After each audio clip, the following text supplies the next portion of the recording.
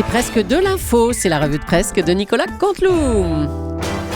Et c'est notre ami Michel Grossior qui est avec nous ce matin. Oui, bonjour à tous et à toutes. Thomas, Julie, Natacha, Laurent, Jean-Marc. Bonjour. Vous m'avez Bonjour, tellement manqué. Oui, c'est Michel Grossior pour vous servir. Vous êtes surpris, je sais, de me voir. Alors, Oui, je vous suis n'étiez pas là ce matin. Ah, oui. Je suis encore en congé, mais je suis revenu de Saint-Barth, oui, à la nage tout ruisselant.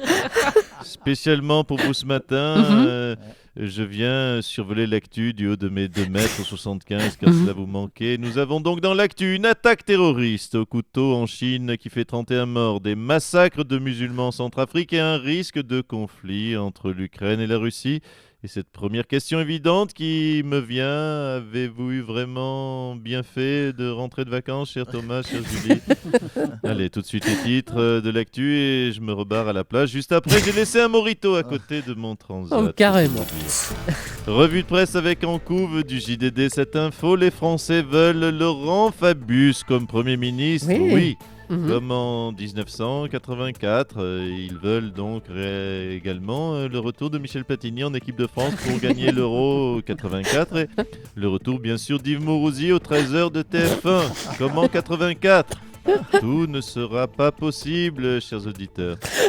Un mot de la Crimée et de ses châtiments, ce qu'on appelle la Crimée châtiment. Oh là là, c'est littéraire ça. joli. Oui, c'est le joli. roman de Dostoïevski. Bravo. Oui, il faut avoir lu Dostoïevski pour comprendre ce titre. Chers auditeurs, on a monté le niveau pendant les vacances. On a essayé de vendre d'ailleurs ce titre à Libération, mais ils n'ont plus une thune. Crime et châtiment, donc Vladimir Poutine a demandé l'autorisation pour envahir la Crimée à Vladimir Poutine. Oui.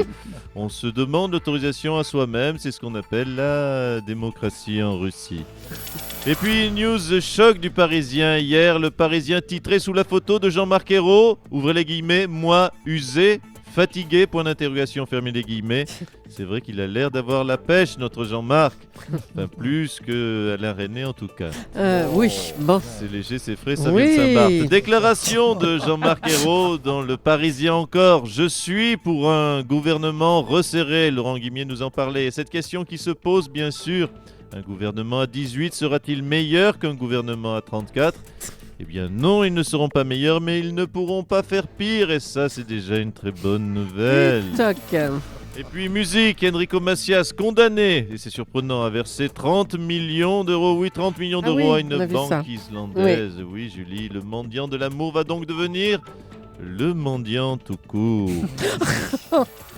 Conflit bancaire toujours, la série noire continue, conflit bancaire, puisque maintenant c'est Gad Elmaleh qui vient d'être condamné à verser au moins une vanne dans sa pub pour LCL. À vous Julie, on embrasse Gad. Merci Michel, allez, retournez à la plage. On aimerait bien comprendre quelque chose à la situation. Comment La serviette. elle est là, Michel. Tiens, prends-la. Tiens. Merci. Voilà, ce que Fais vous un peu de jouez bien. crème. Vous jouez vraiment bien. On aimerait comprendre quelque chose à la situation en Ukraine, mais le sujet est décidément complexe. Alors pour y voir plus clair, nous avons fait appel à notre spécialiste des relations internationales, Alexandre Adler. Bonjour Bruce. Ah non, Alexandre, non. Non, c'est plus Bruce Toussaint, hein. C'est Thomas Soto depuis septembre, hein, d'accord ? Écoutez, moi je m'en fous, quand je me suis fait virer c'était Bruce, donc je vais pas tout changer. Je garde mes fiches. Pour la même fois, surtout sur une seule chronique. Donc je reprends ma fiche. Merde, j'ai de la rillette sur 2 canards sur mes Bristol. Alors, qu'est-ce que vous vouliez savoir? Oh là là, bon, la situation en Ukraine, et particulièrement en Crimée, l'origine du conflit, tout ça, Alexandre. Je ne sais pas si vous avez des têtes à comprendre ce que je raconte, mais bon, allons-y, je tente le tout pour le tout. Bonjour Bruce. Oh là là, c'est pas vrai. Pour comprendre la situation actuelle, il faut remonter au Xe siècle. La poussée russe en direction des mers du Sud est interrompue par l'incursion des différentes populations turco-mongoles et en particulier les Tatars Nogaïs. Ça y est, j'ai perdu Morandini et Cabrol. Jean-Marc, Je non, vous avez compris, là, Ouais, c'est bon, tout, vous suivez Est-ce Non, allez-y, que je Alexandre. continue ou pas Non, continuez, oui, c'est oui. passionnant, Donc, allez-y. je continue. On n'est pas Bonjour, couché, Bruce. Bonjour, Oui. Bruce. Bonjour, Alexandre. Tatars Nogaïs, donc, comme vous le savez, Bruce, tous dans ce studio, sont des peuplades chamanistes convertis à l'islam qui ont créé une province autonome, le Khanat de Crimée, qui à partir de la seconde moitié du XVIe siècle, Oh là là. du XVe, je vois que... Ouais. Oui, j'ai vu des regards surpris. Dans le XVe siècle, pardonnez-moi, se place sous souveraineté ottomane. Ça Oh là je là, viens de putain. perdre Soto et Julie. Ah oui, là, c'est Bon, fini. écoutez, personne n'écoute, moi je me barre. C'est sûr que mes chroniques, c'est autre chose que celle de Laurent Guimier. Et oui, Voilà. j'ai vérifié. J'ai refait les comptes et j'ai trouvé que 74% des auditeurs étaient pris de céphalée pendant les chroniques d'Alexandre Adler et que les 26 autres s'endormaient. Ta gueule, Guimier. Au revoir, Bruce. On vous laisse tous les deux. Au revoir, Bruce. Magnifique. Allez, autre chose, ironie de l'actualité. Samedi, sur le site internet du Parisien, 2 infos se suivaient, des infos people.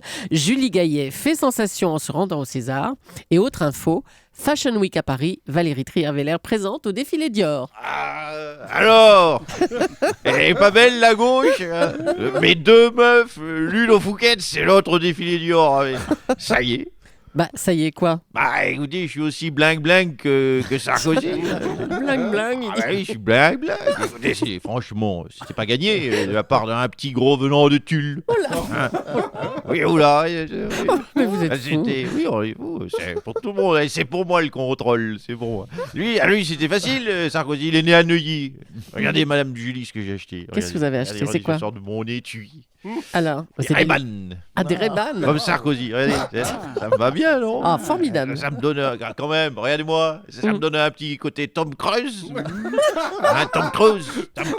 Côté chips. Tom Cruise les déficits, Tom Cruise la dette, Tom Cruise le Oh chômage. là là là, mais qu'est-ce qui se passe, monsieur Hollande? On peut parler avenir, un petit peu, avenir de la France, je sais pas moi. Bien sûr, si vous savez, puisque c'est marqué sur votre texte. Bien sûr, vous jouez bien, Madame Julie, en cette rentrée. Je prépare Oui, l'avenir. alors, oui. Oui, car l'avenir, oui, car j'ai un cap. Ah. Miami. Un cap, Miami, comme cap. Miami, oui, Ah. Miami Beach. Miami Beach, Oh là là là. B-I-C-H-E. Parce que ça, l'auditeur ne peut pas le lire. Donc je lui dis, c'est plus drôle quand c'est marqué Ça, c'est B-I-C-H-E. sûr, oui. Je regarde tous les soirs Giuseppe Restaurant, monsieur Morandini. Ah, bah oui. Giuseppe, oui. Énergie douce. Ça a l'air bien bling-bling, Miami Beach. Je confirme, oui. Je crois que c'est là que je vais aller en vacances Ouais, cet ouais. été. Ah, bon, mais avant cela quand même, monsieur Hollande, l'Ukraine est à feu et à sang et selon l'OTAN, Vladimir Poutine menace la paix et la sécurité en Europe. Alors qu'est-ce que vous allez faire? Oui, c'est un sujet sérieux. Bah je oui. vais prendre un autre ton moins badin. S'il vous plaît. Comme dans tous les pays où la liberté est en danger, au Mali, en Centrafrique, je vais attaquer la Russie, oui. Hein? Vous allez attaquer la Russie? Mais non. Bah non. Évidemment que non. J'arrive déjà pas à virer Jean-Marc Ayrault de Matignon et Marlise Lebranchu du gouvernement. Alors, bah, j'irai virer Poutine d'Ukraine. Non, je préfère aller à Miami Beach. Ah, Will Smith. Will Smith, Will Smith. Welcome to Miami. I'm going to Miami. Bon, bah, bon voyage alors, monsieur Hollande. Envoyez des cartes postales. On va quitter Miami pour une triste nouvelle. Un immense artiste, vous le savez, nous a quittés ce week-end, mort de vieillesse. Obsèque rapide, bonjour. Dites donc, c'est pas trop tôt, ça fait un petit bout de temps que j'avais pas eu de boulot.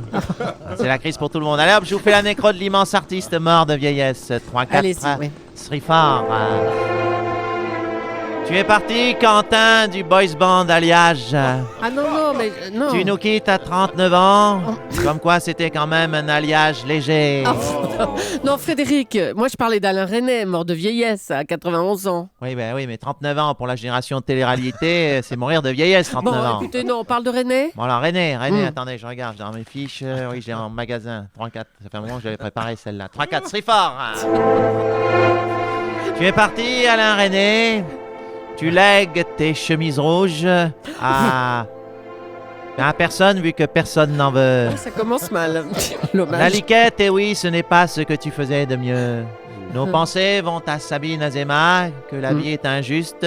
Nous qui souhaitions si fort la mort de son coiffeur et de son coloriste. Oh là là là. Et c'est toi qui disparais. Mais vous êtes fous, les garçons. Alain René, ton prochain film, Aimer, boire et manger, sort dans Et les chanter. petites salles obscures. Toi, malheureusement, tu as déjà trouvé la tienne. Je sais pas s'ils ont diffusé ton film. Alain, tu meurs, mais ton cinéma nous donne la vie, car chaque spectateur qui verra un de tes films il renaît un petit peu. Ah, Il pas renaît mal. un petit peu. Oui, pas mal. Ouais, c'est moyen. Non, Bien, non. ouais, non, j'ai essayé de rattraper sur la fin. Non, c'est bien Allez, rattrapé, oui. Fin tarif, 37,75 €. Avec une chemise rouge en cadeau. Ah non, merci Frédéric. Et puis il passe nous voir pour le sommaire de son émission, c'est Jean-Marc Morandini. Eh oui, Julie. Aujourd'hui, il y avait longtemps.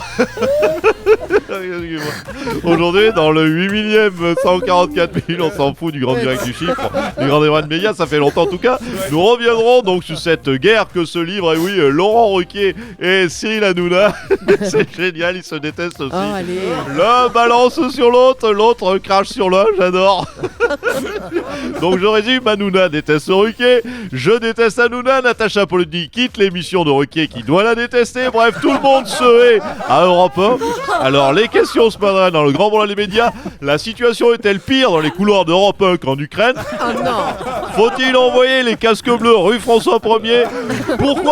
Pourquoi personne ne déteste Julie? Est-elle une sorte de Dalai Lama décoloré? Toutes ces questions et aucune réponse est tout de suite dans le grand journal des médias, Julie. Dalai Lama décoloré. Ben, c'est pas mal pour moi, n'empêche. Hein. Juste avant de retrouver Jean-Marc Morandini, moi je voudrais. Jean-François Copé, vous êtes là? Oui, écoutez, bien Bonjour. Oula.